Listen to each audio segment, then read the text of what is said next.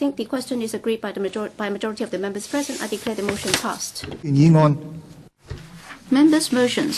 Mr. Andrew Leung will move a motion under Rule 49E(2) of the Rules of Procedure to take note of two items of subsidiary legislation in relation to the Waste Disposal Ordinance, which were included in Report Number 11/1415 of the House Committee laid on the table of this Council. According to the relevant debating procedure, I'll first call upon Mr. Andrew Leung to speak and move the motion, and then call upon the chairman of the subcommittee formed to scrutinize the relevant items of subsidiary legislation, Ms. Sit-ho, to speak.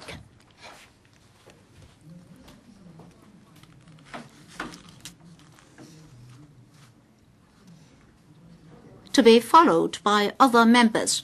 Each member, including the mover of the motion, may only speak once and may speak for up to 15 minutes. The debate will come to a close after the public officer has spoken, and the motion will not be put to vote. Members who wish to speak on the motion will please press the Request to Speak button. I now call upon Mr. Andrew Leung to speak and move the motion. Mr. President, I move that the motion as printed on the agenda be passed in the capacity of the House Committee Chairman in relation to Rule 49E(2) of the Rules of Procedure, such that members can speak on the subsidiary legislation as well as the Report Number 11/1415. The two pieces of subsidiary legislation are Waste Disposal Designated Waste Disposal Facility Amendment Regulation 2013 Commencement Notice 2014 and Waste Disposal Refuse Transfer Station Amendment Regulation 2013 Commencement Notice. I now propose the question to you, and that is that the motion moved by Mr. Andrew Leung be passed. Ms. Sit-ho. Thank you, Mr. President. As chairman of the report of the Subcommittee on Waste Disposal, Designated Waste Disposal Facility Amendment Regulation 2013, Commencement Notice 2014, and Waste Disposal Refuse Transfer Station Amendment Regulation 2013, Commencement Notice, I now report to this Council the scrutiny work of the Subcommittee.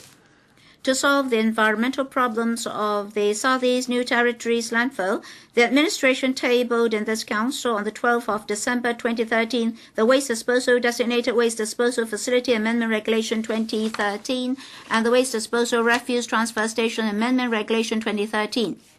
The amendment regulations aim to implement a package of legislative measures to ensure that municipal solid waste diverted from the Saint landfill would be properly handled by the network of refuse transfer stations, RTSs, and that any potential traffic and environmental impact could be minimized.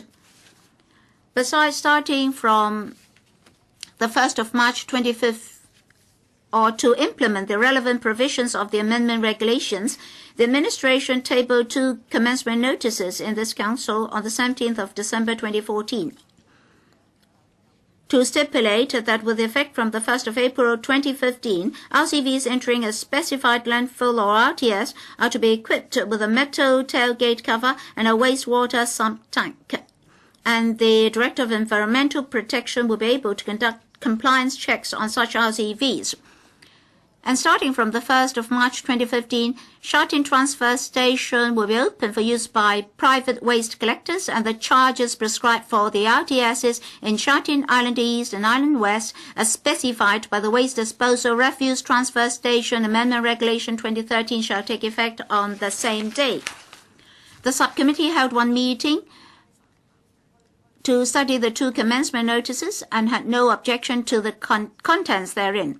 Members noted that Waste Disposal Designated Waste Disposal Facility Amendment Regulation 2013 specified that Saint landfill would only receive certain types of construction waste, but the administration had not determined the commencement date.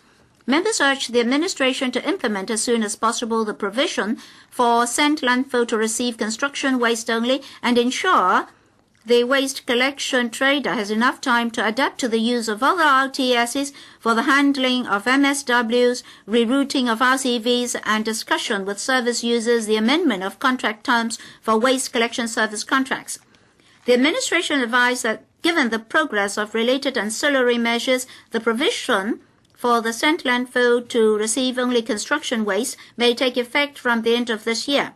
The administration promised to, as soon as possible before the end of this legislative session, specify commencement date for the provision and to gazette that commencement notice and table it in LegCo only after reporting the work progress to the Panel on Environmental Affairs. Mr. President, the foregoing is the subcommittee's report. Now let me come to my personal comments. In fact, for the two commencement dates, they form only part of the waste disposal regime covering Chung Kwan-O sand landfill, as well as the complaints from the residents there. The sand landfill received funding from this council for expansion. But that's a major mistake in terms of urban planning because there are many residents near the sand landfill. And the nearest resident is only half a kilometer from the landfill. The odor from RCVs as well as the leachate from food waste have been dropping onto roads, thus causing a great deal of nuisance and disturbance on the residents there. Now, the administration has proposed two measures to reduce the nuisance. First of all, improvement of RCVs. The Financial Secretary allocated $18 million to subsidize the trade to add a metal tailgate cover and a wastewater sump tank to each RCV. And now we have these two pieces of legislation. We support the procedures proposed for waste disposal and environmental protection. They are responsibilities of everybody. There must be incentives for the trade to retrofit their vehicles. This is at least better than the last term of the SARG, which did not allocate this $18 million to the trade. Now the retrofitting work is 80 to 90% complete. So by the end of this year, there will be statutory provisions to allow the DEP to inspect the RCVs. The non-complying RCVs will be put under statutory sanction. So a timetable is important. The retrofitting of RCVs will not just benefit Chung Kwan-O residents. All residents in Hong Kong will benefit. But going back to Chung Kwan-O residents, even if MSWs are not to be dumped at that landfill, the sand landfill will still accept construction wastes. Residents are concerned about dust and RSPs, which will impact on public health. So during the scrutiny process of the subcommittee, we asked one more question that was not addressed by the administration. The question is, when will a date be announced for the final closure of Chung Kwan-O landfill? The expansion of the three landfills, well, Chung Kwan-O is the smallest. So small that in less than 7 years' time, the landfill will be saturated again. So we do not understand why the administration has to leave this open, why the government is not willing to announce a date of final closure of the landfills. Any political considerations? Is it that once a closure date is announced for Chung Kwan-O landfill, another site will have to be announced and you meet with political resistance? But environmental protection and waste disposal are responsibilities for all. In the past, in Jordan Valley, Sau-lan, as well as Chung Kwan-O, the residents have already discharged their responsibilities. Why can't we have alternative sites? More importantly, you should work harder to reduce wastes at source. I believe in a moment the Bureau Director will count numerous measures. But no matter how many measures you have, we still have to pursue this question of when you will announce a final date for closing Cheung Kwan O landfill. If you can't give us a date, the Cheung Kwan O residents won't be satisfied. As for recovery and recycling of wastes, I have to repeat the position of the Labour Party. The government must place sufficient resources, at least $2 billion for recurrent expenditure, to create jobs in the green industries. Unfortunately, we still not see that undertaking. And the Bureau Director has a very different view from us on one point. He is of the view that waste collection should start from the households. Our view is that a segregation or site should be identified for waste segregation, and grassroots workers should be engaged to segregate wastes. Waste segregation should also head towards high technology so as to create more jobs at the higher echelon of the job market. Well, a levy is to be imposed on the collection of municipal waste. Every year, the government is going to get 10 or $1 billion odd more in terms of revenue. Still, we don't see additional resources for segregation of waste and disposal of waste at source. Thank you. Dr. Elizabeth Quat. Thank you, Mr. President. The DAB's position in relation to the waste disposal, designated waste disposal facility amendment regulation 2013 commencement notice 2014, and the waste disposal refuse transfer station amendment regulation 2013 commencement notice, we welcome them. We also welcome the improvement measures which have been implemented through legislative process to improve the situation at sand landfill. We welcome them as well. For example, the sand landfill will not be receiving municipal solid waste, will only receive construction waste, and there will be other measures such as retrofitting RCVs, etc. And after passing of the notices, we'll continue to collect views from the Cheung Kwan O local residents, and local residents are very concerned about the environment. And I have 8 recommendations to make today. I look forward to the government's response. Now, in relation to transporting refuse by sea, now 100 vehicle trips have been reduced since the commencement of the scheme. It's expected to reduce the number of trips by 100, another 100. Well,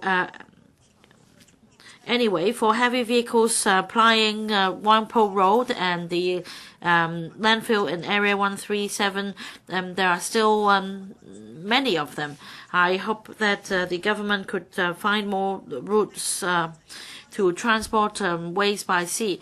The other is about the suspension of the reception of MSW by sand landfill, and we welcome that, and we hope the government would confirm the date when the sand landfill will stop receiving MSW,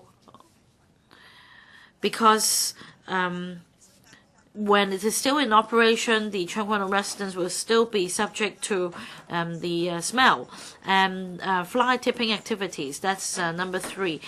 Installation of CCTV camera have somewhat combated the problem, but the problem hasn't been eradicated because some drivers have resorted to fly tipping outside. So the government should consider allowing the heavy vehicles enter the area first, and to combat the problem with penalties. Now, according to the government's information, there are fewer than 20 RCVs in Hong Kong which have not been retrofitted with tailgate covers and wastewater sump tanks. and the retrofitting works are supposed to be completed before the 1st of April 2015 when the legislation comes into effect. I welcome the government's initiatives.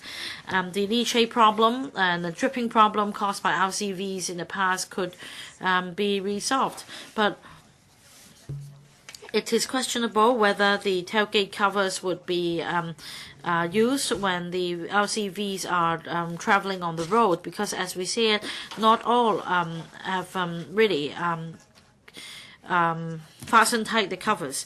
The other point is about trucks with open skips, because as they travel on the road, the debris will fly around and cause environmental pollution and cause danger to drivers as well.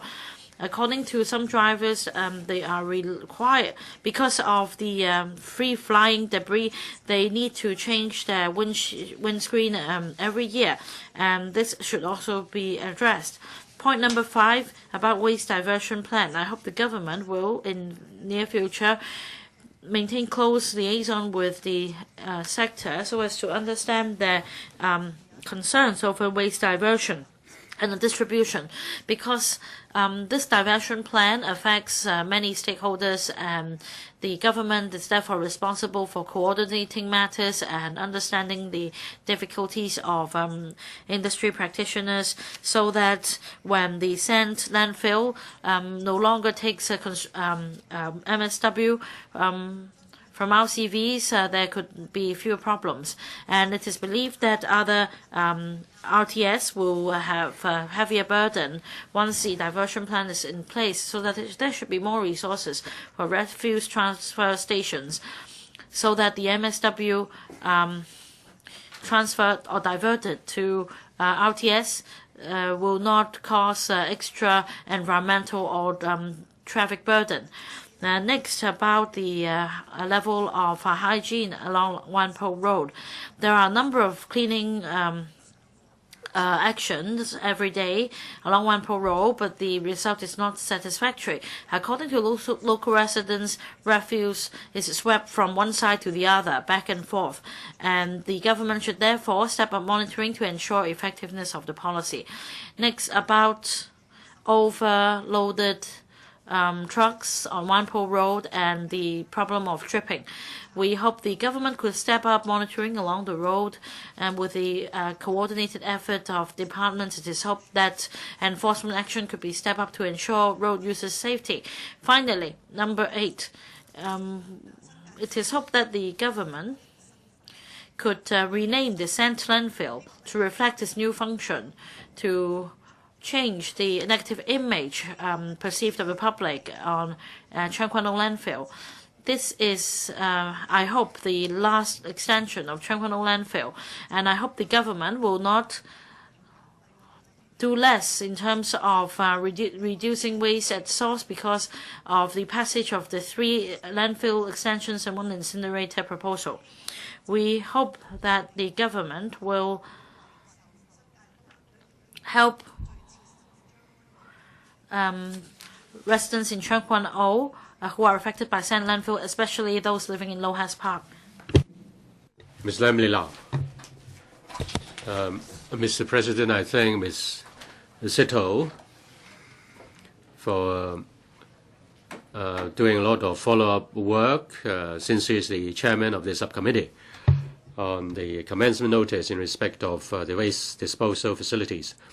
I want to tell the administration that residents of Cheung Kwan O are very angry. They oppose the expansion of the Cheung Kwan O landfill. The Secretary and his colleagues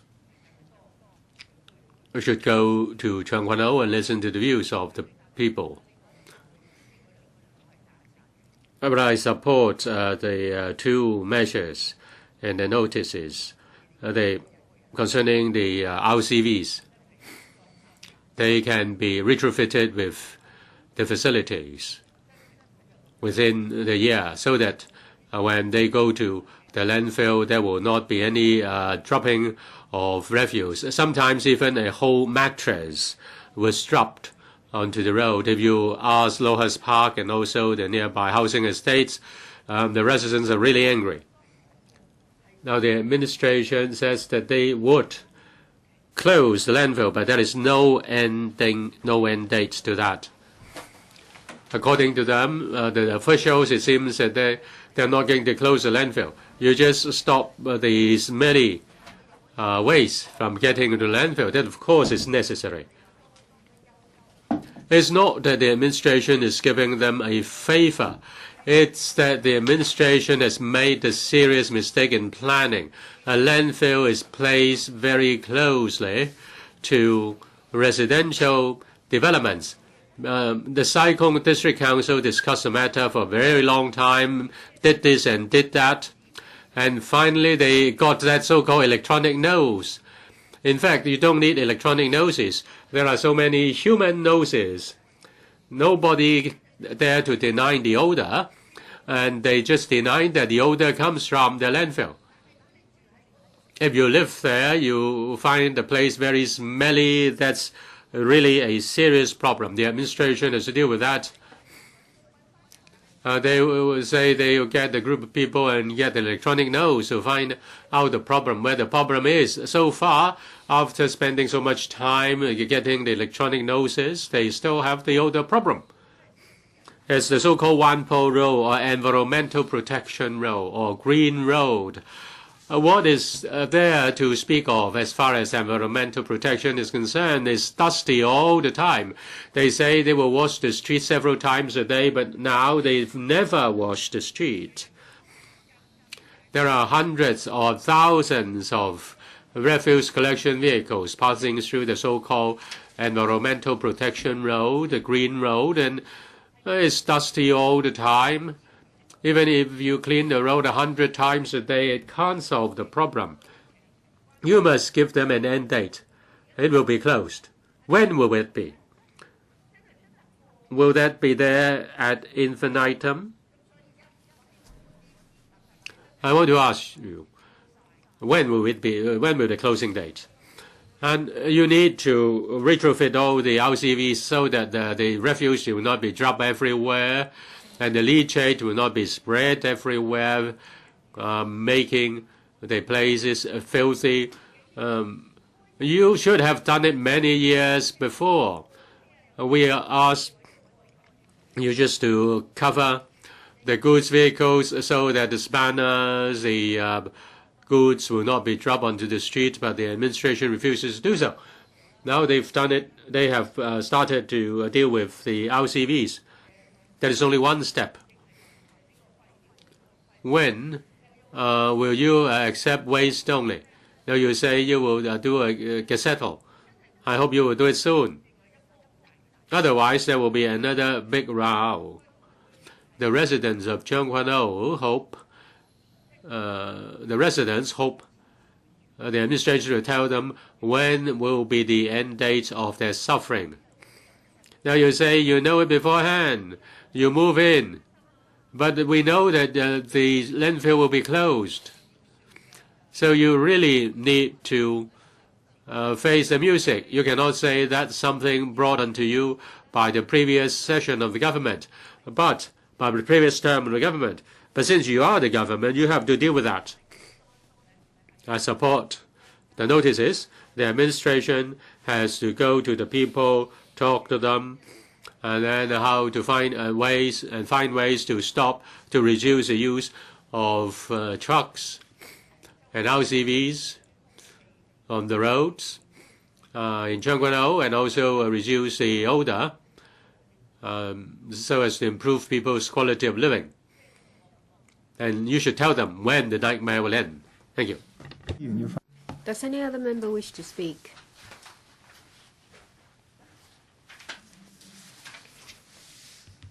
Well, if not, I call upon the Secretary for Environment to speak.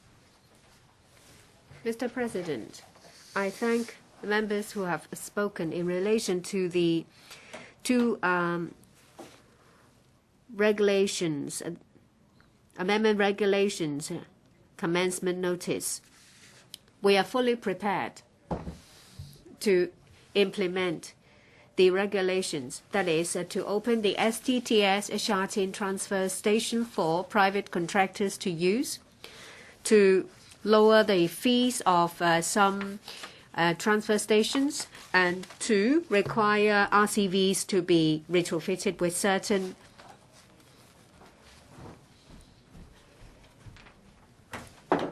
facilities. As I've said, that about 96% of the RCVs have completed with the retrofitting.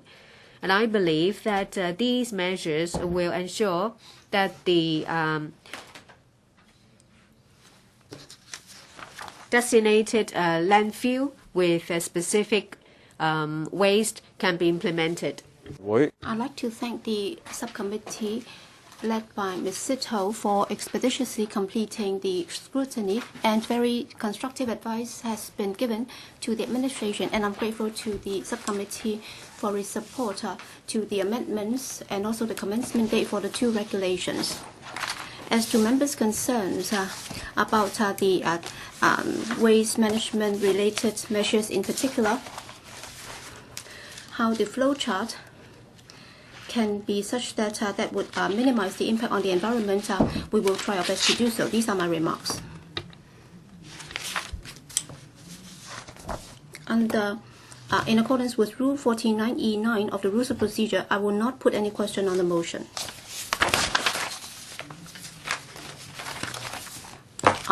Motion with no legislative effect.